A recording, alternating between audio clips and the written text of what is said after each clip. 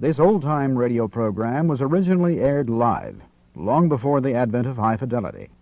As a result, you may detect an occasional surface noise or volume drop due to transmission problems so common to old radio. We hope, however, that any variance in audio quality will not take away from your pleasure in listening to this, one of the all-time favorite shows.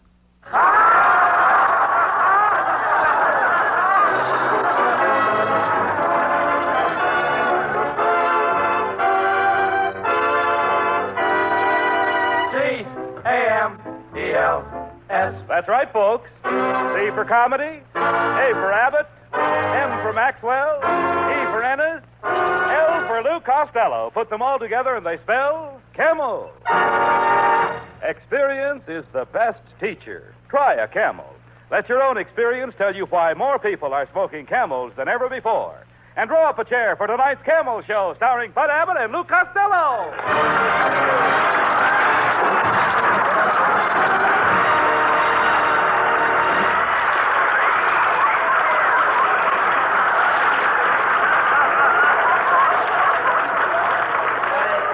Costello, come here. Costello, will you come over here, please? Will you listen to me? What are you writing on that pad? Hey, Abbott. What are you writing on that pad? I'm just making out a list of girls I'm going to kiss next week.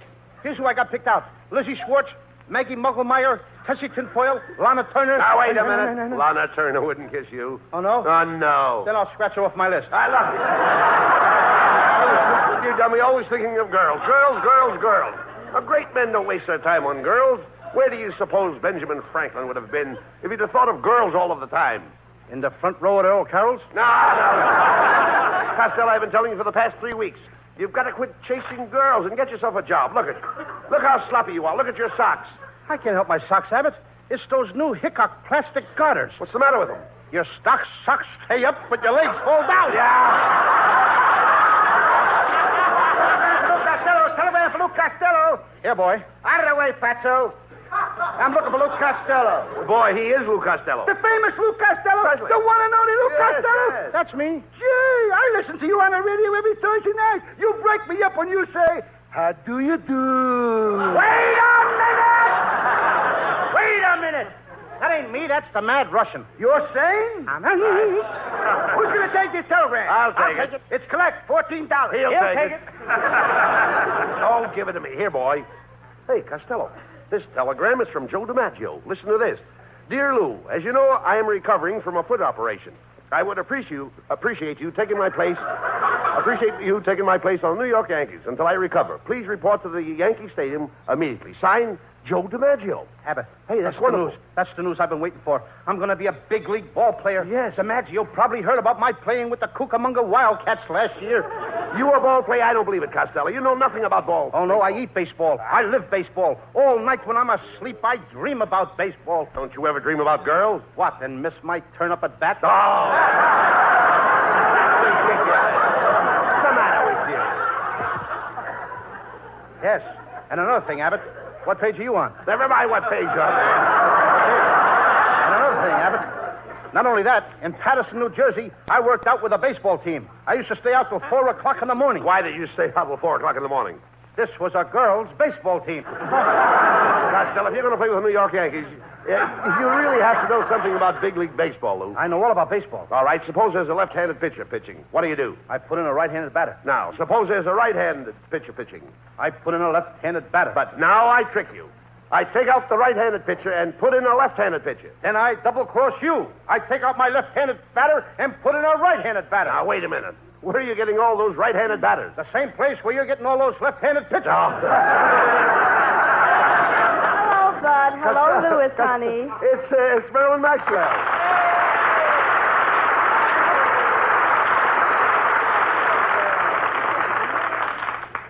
Hello, Marilyn. I've got great news. I'm going to play ball with the New York Yankees. I'm taking you along as a pitcher. Oh, now, Costello, Marilyn Maxwell can't pitch. Oh, no? You should see all the guys she struck out that were trying to get to first base. This kid has got some nice curves. All right, never mind. Oh, Louis, you're so sweet. But I do hope you be careful. You know big league baseball is a very dangerous game. Oh, what's dangerous about baseball, Marilyn? Well, I read in the paper this morning that in the opening game in Boston, 5 players died on base. Marilyn, you don't seem to know much about baseball. Let me show you how to play indoor baseball. First, I put my left arm around your waist. Then I snuggle my head on your shoulder like this.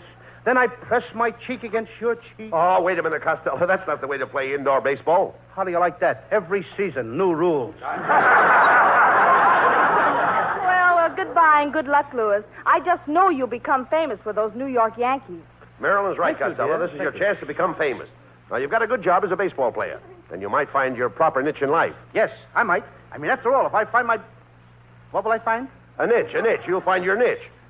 Abbott, when I find an itch, I scratch it. Now, what in the world are you talking about? An itch? I once had the 7-year itch. What happened? I scratched real fast and got rid of it in 3.5 years. Well, I'm not talking about that kind of an itch. I mean an itch in life. An itch in life is what everyone is looking for. Anyone who is successful has found an itch. Well, if that's the case, I know an Airedale that is doing very well. Listen to me, Costello. When I say an itch, I don't mean an itch like you have when you have an itch. I mean an itch like you have when you have a notch. Oh, you don't mean an itch like an itch when you have an itch. You mean an itch like you have when you have a notch. Now you've got it. Now I've got it. I don't even know what I'm talking about. Costello, why do you mash everything up like that? You're the most mixed-up man I ever saw. Well, maybe it's because I fell on my mother's mix master this morning. She had it set for mashed potatoes. Oh, mother. I know that, you idiot. All I'm trying to tell you is that a niche is a notch. Catch? Natch. Natch. All right. Now you know that a niche is a notch. You know that both of them are the same. Yes. Now, I could have a notch and you could have a niche. Yes, nitch to me and notch to you. I'm only trying to impress you the importance of being a big league ball player and having a good income. Did you ever draw a nice, big, fat salary? No, I never drew a fat celery, but I once sketched a skinny tomato. No. So when I say draw, I don't mean draw like you draw when you draw. I mean draw like you draw when you draw a salary. Abbott, let me smell your breath. Mm-hmm, just as I thought. You've drawn one too many already. Will you listen to me, please? When I say you draw a salary, I mean you draw money. Now he's got me drawing money. Wait till the FBI finds out about this. I'll probably draw 20 years in a clink. And they don't feed you any celery in there either. Costello, when I say you draw money, I mean you draw like you draw money to spend it. Not like when you draw on an easel. That's what I always say. With money, it's easel come, easel go. Everybody draws money. I draw money. I've been drawing money for years. My brother draws money. He's been drawing money for years. You draw, and your brother draws? Certainly. Just as I thought. You and your brother are an old pair of drawers.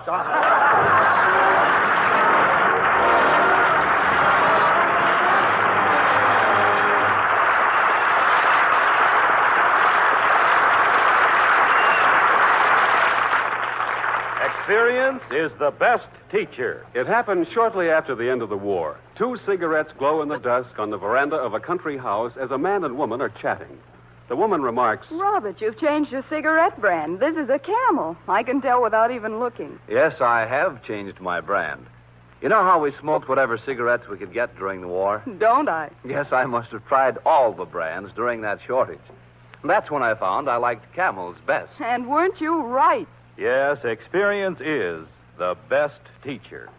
During the wartime shortage, people smoked whatever cigarettes they could get. It was this experience that taught millions the differences in cigarette quality. As smokers tried cigarette after cigarette on their T-zones, that's T for taste and T for throat, it was Camel's rich, full flavor and cool mildness that stood out from all the others. The result? Today, more people smoke Camels than ever before. Experience is the best teacher. Try a Camel.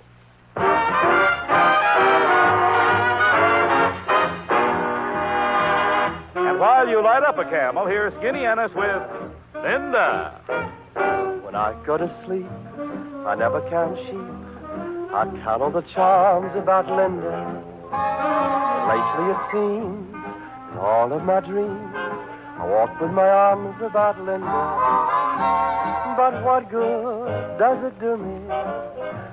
For Linda doesn't know I exist. Can't help feeling gloomy.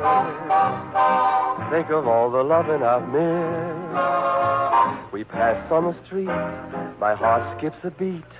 I say to myself, hello, Linda. If only she'd smile, I'd stop her a while, and then I would get to know Linda. But miracles still happen.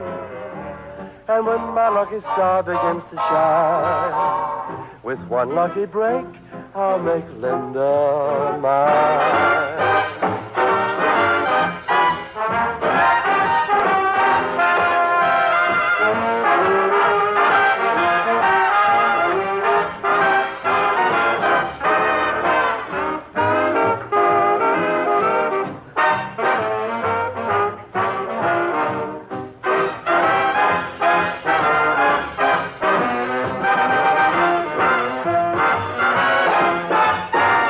On the street, my heart skips a beat. I say to myself, hello, Linda. If only she'd smile, I'd stop her a while, and then I would get to know Linda. But miracles still happen, and when my lucky star begins to shine, with one lucky break, I'll make Linda mine.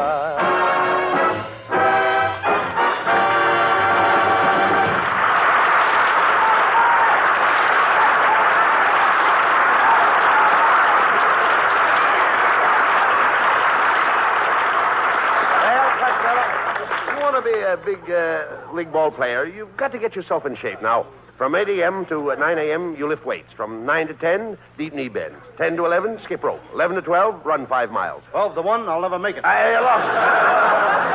You idiot, you'll never be a ball player. Staying up late and going to nightclubs, eating rich food, running around with beautiful girls. Do you know what can happen to you? Yes, I can become manager of the Brooklyn Dodgers.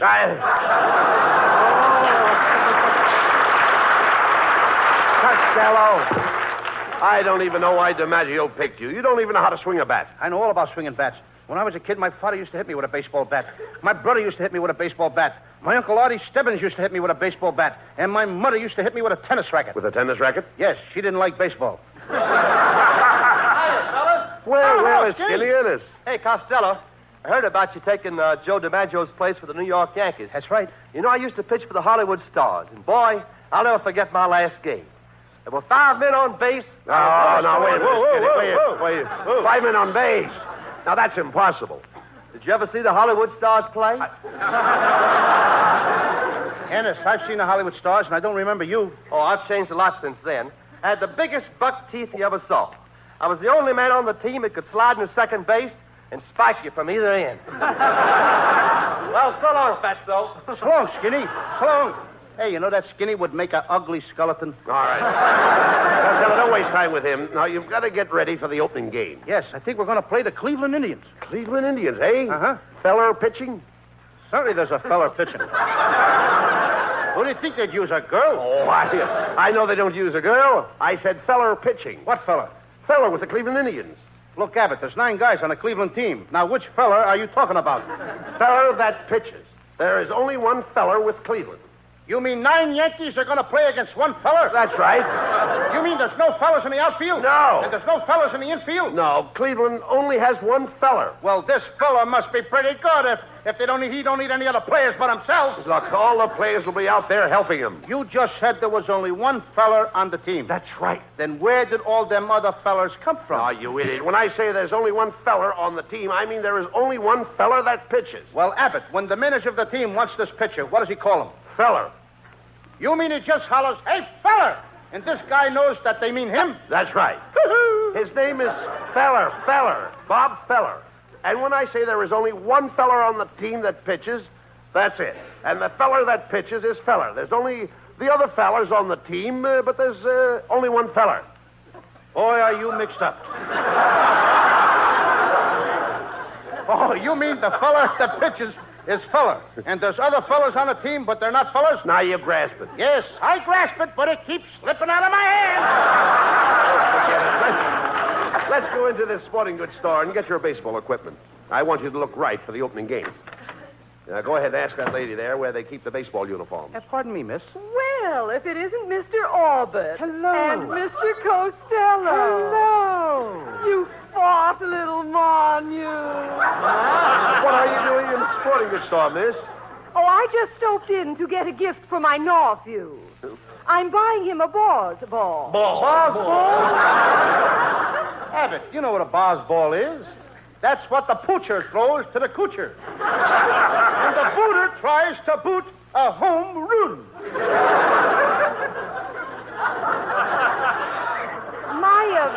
My nephew is just a lotto chope, but his ambition is to be a Brooklyn Dozier catcher.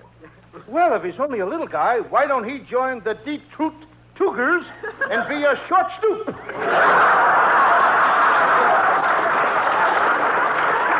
I must be going. As we say in Chinese, Gisha gooey hop suey on push to you. And a dish of gooey chop suey and a push for you, too. Hey, look, Costello. Here comes the salesman now. Oh, good morning, boys. As Johnny Weissmuller said to Buster Crabbe, what dive did you come out of? Well, my friend and I are here to get some baseball equipment. I'd like to see a baseball uniform that would fit Costello. So would I. Look, as Adam said to Eve, quit ribbing me. However, I'll do the best I can. We'll start with the spiked shoes. What size do you wear? 8. Oh, let me see. I've only got one pair left, and they're size 5. Maybe you can squeeze into them, Costello. Go ahead and try. Okay. What do you know? Open-toed baseball shoes.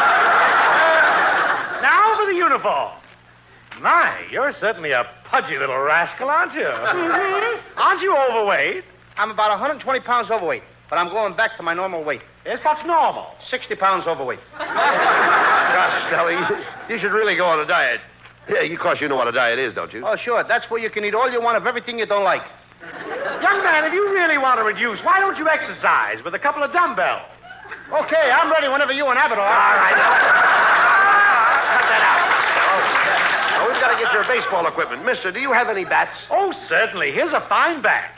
Autographed by Slaughter of the Cardinals. This bat was made for Slaughter.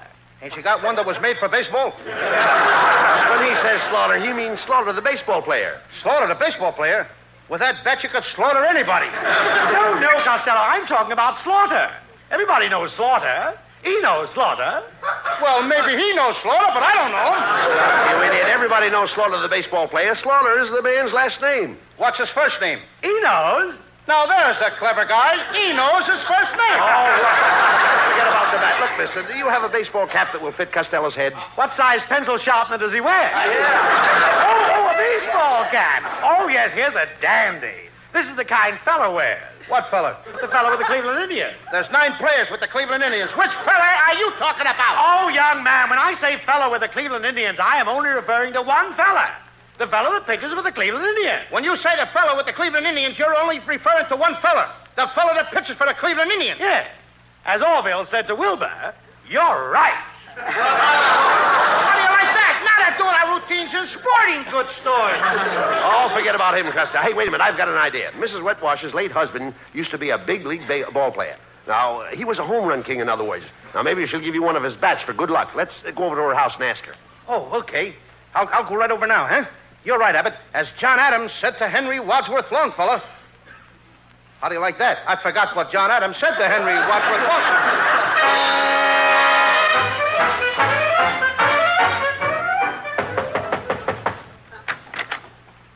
Well, good morning, Mrs. Wetwash. Oh, hello, Mr. Abbott. Oh, my, you know you ought to muzzle that St. Bernard dog. Oh, pardon me, it's Costello. Tell me, Costello, how are things in Gawker, moron? Mrs. Whitwash, I wish you hadn't said that. I was just telling Abbott your face reminds me of a rose. Oh, really? An American Beauty rose? No, a rhinoceros. Shut up, Costello. Mrs. Wetwash, Costello's leaving for New York to join Joe DiMaggio's place. Take Joe's place. Isn't that wonderful? He's going to play with the Yanks. Oh, I can't believe it. Yes. What do those big Yanks want with a little jerk like him? Mrs. Whitwash, that was an insult. I'll have you know that beautiful women find me irresistible. I don't find you irresistible. And I don't find you beautiful. Quiet, Costello. Ask her for those baseball bats her husband left her. Okay. Mrs. Whitwash, I understand when your husband was alive, he had a lot of old bats. That's a lie. He never went out with anybody but me. No, Mrs. Wetwash. Costello means your husband's baseball bats. You see, he thought you might give him one of them. Yes, that's right, Mrs. Whitwash. You see, I need a good bat. Oh, you need a good bat. I'll be glad to help you out. Can I have the bat right now? Right now. My little hand.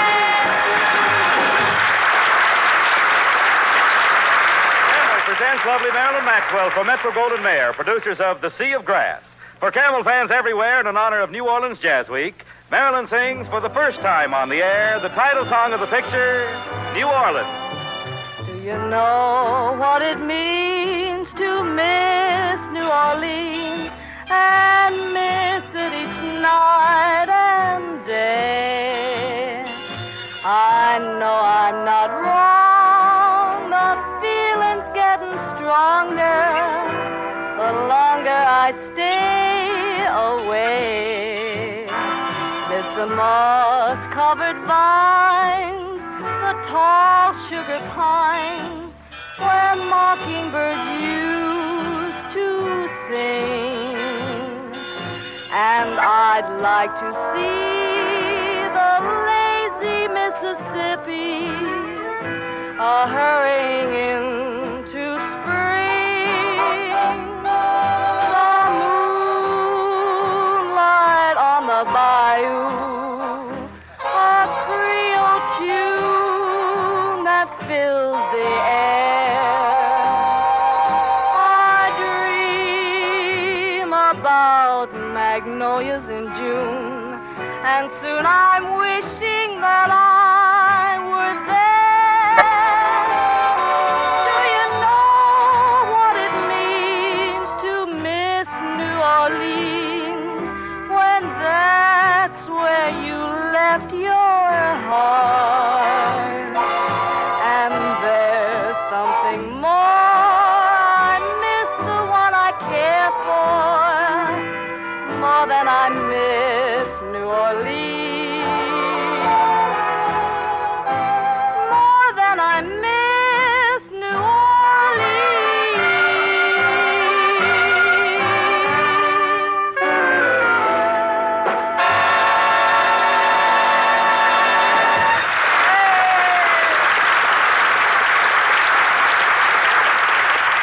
According to a recent nationwide survey, more doctors smoke Camels than any other cigarette. 3 leading independent research organizations asked this question of 113,597 doctors. What cigarette do you smoke, doctor? The brand named most was Camel. Now, you probably enjoy rich, full flavor and cool mildness in a cigarette just as much as doctors do.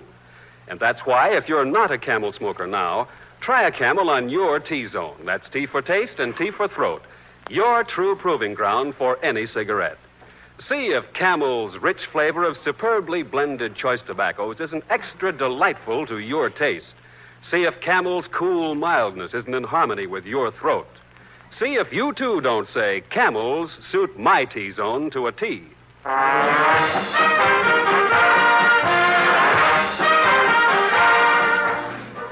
Well, Costello, I'm going to New York with you. You know, Bucky Harris, the Yanks manager, gave me a job as coach for as long as you're on the team. Look, Abbott, if you're the coach, you must know all the players. I certainly do. Well, you know, I never met the guys, so you'll have to tell me their names, and then I'll know who's playing on the team. Oh, I'll tell you their names, but you know, strange it may seem, they give these ball players nowadays very peculiar names. You mean funny names? Strange names, pet names, like Dizzy Dean and... His brother Daffy? Daffy Dean. And their French cousin. French? Gouffet. Gouffet Dean, oh, I see. Well, let's see, we have on the bags, we have who's on first, what's on second, I don't know who's on third. That's what I want to find out. I say, who's on first, what's on second, I don't know who's on third. Are you the manager? Yes. You're going to be the coach, too? Yes. And you know the fellow's name? Well, I should. Well, then who's on first? Yes. I mean the fellow's name. Who? The guy on first. Who? The first baseman. Who? The guy playing first. Who is on first? I'm asking you who's on first. That's the man's name. That's whose name? Yes. Well, go ahead and tell me. That's it. That's who? Yes. You got a first baseman? Certainly. Who's playing first? That's right. When you pay off the first baseman every month, who gets the money? Every dollar of it. All I'm trying to find out is the fellow's name on first base. Who? The guy that gets the money. That's it. Who gets the money on He first does, every dollar. Sometimes his wife comes down and collects it. Whose wife? Yes. What's wrong with that? Look, all I want to know is when you sign up the first baseman, how does he sign his name to the Who? contract? The guy. Who? How does he sign his That's name? how he signs it. Who? Yes. All I'm trying to find out is what's the guy's name on first base? No, what is on second base? I'm not asking you who's on second. Who's on first? One base at a time. Well, don't change the players. I'm not changing nobody. Take it easy, buddy. I'm only asking you, who's the guy on first base? That's right. Okay. All right. What's the guy's name on first base? No, what is on second? I'm not asking you who's on second. Who's on first? I don't know. Oh, he's on third. We're not talking about him. Now, let's see. Now, how did I get on on third base? Why, you mentioned his name. If I mention a third baseman's name, who did I say is playing third? No, who's playing first? What's on first? What's on second? I don't know. He's on third. There I go, back on third again. Will you stay on third base and don't go off it? All right, I don't even know. Now, who's playing third base? Why do you insist on putting who on third base? What am I putting on third? What is on second? You don't want who on second? Who is on first? I don't know. Third base! You got outfield? Sure. The left fielder's name. Why? I just thought I'd ask. Well, I just thought I'd tell you. Then tell me who's playing left field. Who is playing first? I'm not. Stay out of the infield. I want to know what's the guy's name in left field. No, what is on second? I'm not asking you who's on second. Who's on first? I don't know. Third base. And the left fielder's name? Why? Because. Oh, he's center field. Look. You got a pitcher on the team? Sure. The pitcher's name? Tamara. You don't want to tell me today? I'm telling you, Then man. Go ahead. Tamara. What time? What time what? What time tomorrow you're going to tell me who's pitching? Now listen, who is not pitching? I'll break your arm, you say, who's on first. I want to know what's the pitcher's name. What's on second? I don't know. Third base. Now the catcher? Certainly. The catcher's name? Today. And tomorrow's pitcher? Now you've got it. All we got is a couple of days on the team. You know, I'm a catcher, too. So they tell me. I get behind the plate, do some fancy catching. Tomorrow's pitching on my team, and the heavy hitter gets up. Yes. Now, the heavy hitter bunts the ball. When he bunts the ball, me being